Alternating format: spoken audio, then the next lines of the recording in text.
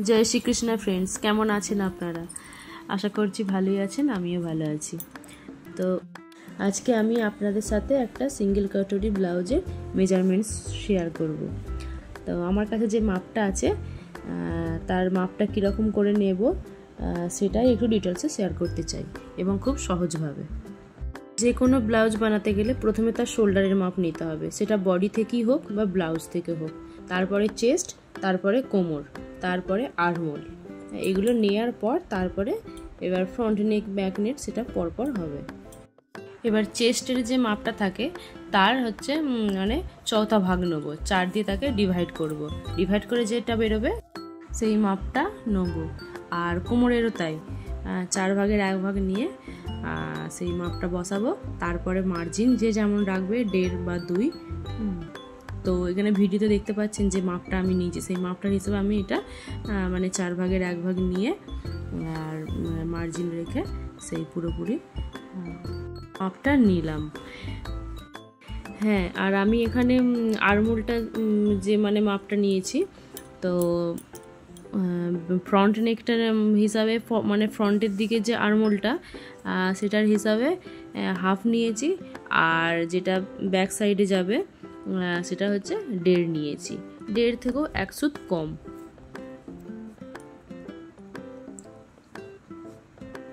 আর আপনারা একটু ভালো করে দেখলে আপনারা জিনিসটা বুঝতে পেরে যাবেন। আমি ইঞ্চি টেপে দেখিয়ে দিয়েছি ভালো করে যে এই মাপটা যেটা আছে তার চৌথা হিস্সাটা কতটা কি হচ্ছে।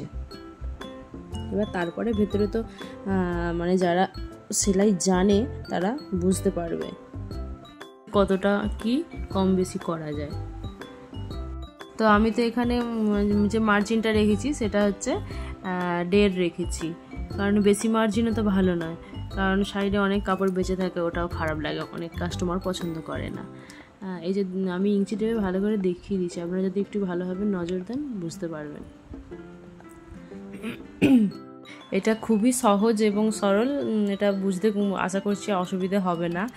তো আপনাদের যদি ভালো লেগে থাকে আমাকে কমেন্টে জানাবেন, তাহলে আমি আরও সুন্দরভাবে আরও ভালোভাবে বোঝানোর চেষ্টা করব। আশা করছি অনেকটাই আপনারা বুঝতে পেরেছেন, আর যদি ভালো লেগে থাকে আপনারা শেয়ার করবেন।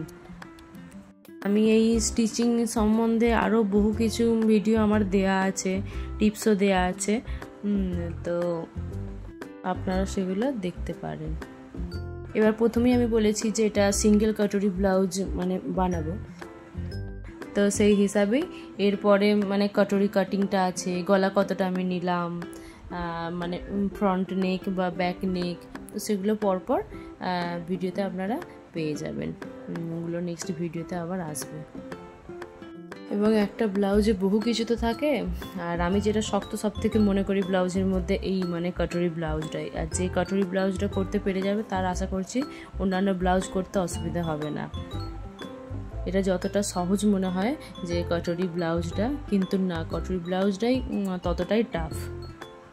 এর মধ্যে সিঙ্গেল কাটরি আছে, ডাবল কাটরি আছে, তাই আমি এটা সিঙ্গেল কাটরিটা কি করে বের করি সেটাই আপনাদেরকে মানে বোঝানোর বা দেখানোর চেষ্টা করছি বা করব, এবং নেক্সট ভিডিওতে আপনারা সেটা দেখতে পারবেন।